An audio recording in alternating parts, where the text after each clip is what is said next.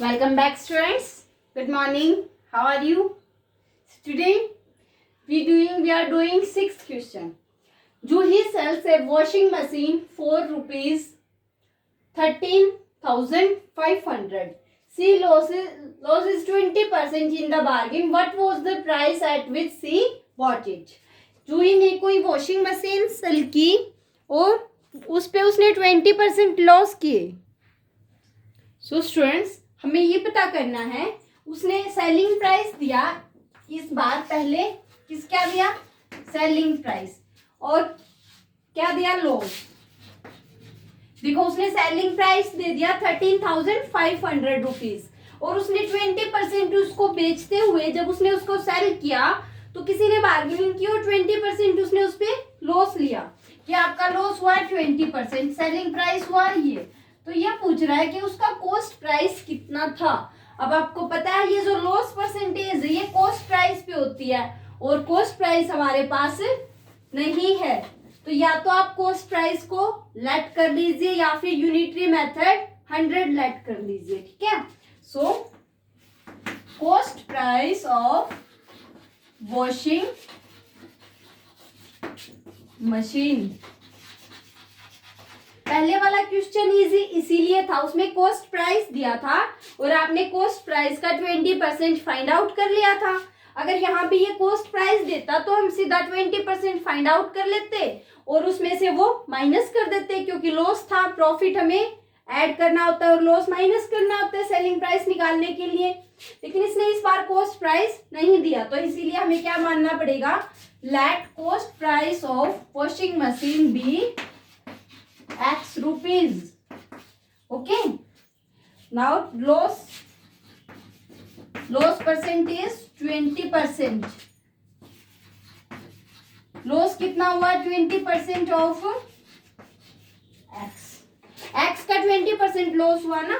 सो 20% हटाने के लिए divided by 100 of means multiply x is x. So 21 5 which is equal to x by 5. ये आपका क्या हुआ? लॉस. लेकिन अब हमें क्या चाहिए? Selling price. दिया हुआ क्या है? Selling price. तो selling price of selling price कितना है? 13,500. अब देखो, उसने x में वो चीज बाय की और x बाय 5 उस पे लॉस हुआ, तो मीन सेलिंग प्राइस कितना आया? सेलिंग प्राइस ऑफ मशीन ये तो उसने दिया, लेकिन हमारा क्या आया? जितने में खरीदी उसमें से x बाय 5 माइनस कर देंगे. एलसीएम ले 5 1 5 5x minus x which is equal to 4x by 5. उसका तो 4x बाय उसने तो दिया था 13,500 रुपीज, लेकिन हमारा कितना आया? 4x by 5. दोनों चीजें सेम है.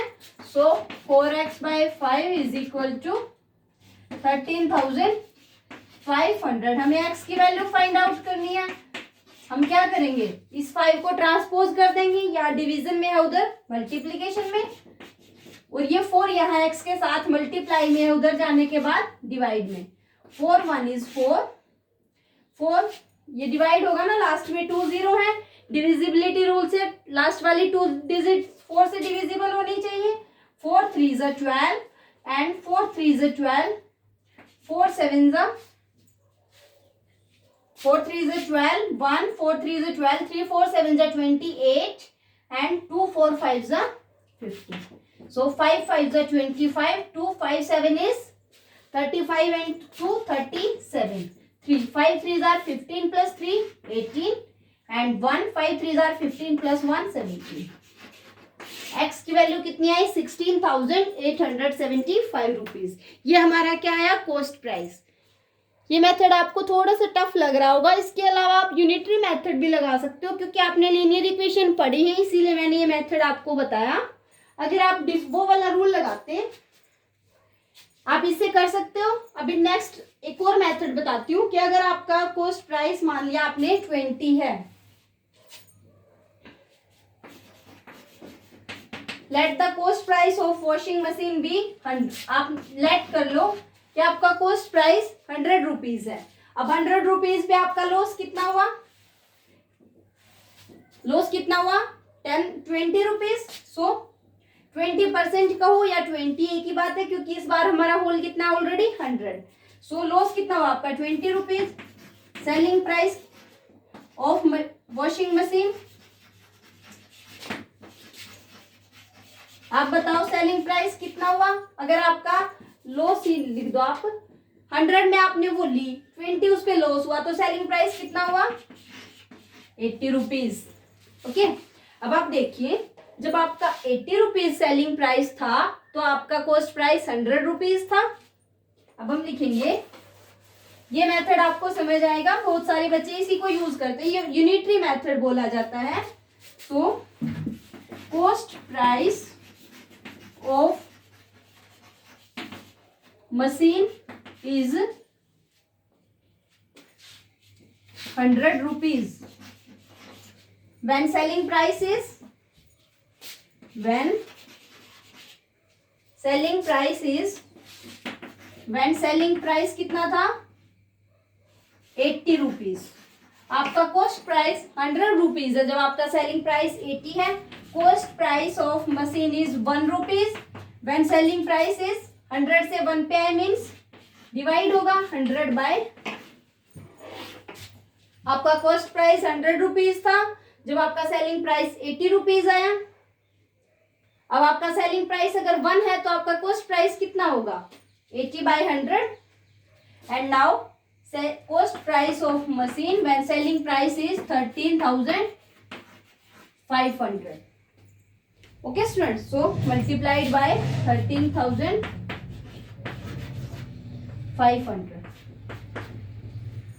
नहीं कुछ ये आएगा, कुछ गड़बड़ कर दी, 1 मिनट दोबारा से लिखते हैं इसको। लिखेंगे when selling price is 80 rupees. आपको पता है जो चीज निकालनी होती है वो हम इक्वल टू से उस साइड रखते हैं, दे रखी है वही साइड। सेलिंग प्राइस दे रखा है, कॉस्ट प्राइस निकाल रहे हैं। When selling price is 80 rupees then cost price is 100 rupees. Okay students, so when selling price is 1 rupees, ज्यादा से कम पे आए 1 rupees, then cost price is 100 divided by 80, है ना। सो अब हमें सेलिंग प्राइस दे रखा है, when selling price is 13,500 rupees, then cost price is 100 by 80 multiplied by 13,500। Okay students, अब आप डेसिमल लगाइए, 0 से 0, 4 2 जा 8, 4 3 जा 12 एंड 4 3 जा 12, 3 4 7 जा 28, 4 5 जा, नाउ 2 1 is 2, 2 5 जा 10। सेम आपका 5 से मल्टीप्लीकेशन है इसी की, तो आपका आंसर क्या आएगा, सेम जो आपने अभी अभी निकाला था, कितना था 16, फिर से निकाल लेते हैं, 5 5 जा 25 एंड 2 5 7 जा 35 टू 37, 5 3 जा 15 प्लस 3 18 एंड 16। देखो आपका आंसर सेम है ना। ये आपका बहुत इंपॉर्टेंट मेथड है, यूनिटरी मेथड। हम क्या करते हैं, हम 100 लेट कर लेते हैं। जब आपका कॉस्ट प्राइस 100 था तो आपका लॉस 20 था, सेलिंग प्राइस कितना था 100 माइनस 20 इज इक्वल टू 80।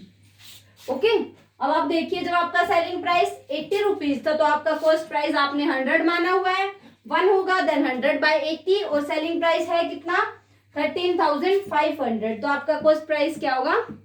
अब कम से ज्यादा पे आए हैं तो मल्टीप्लाई करते हैं, so cost price he bought it हम निकाल सकते हैं।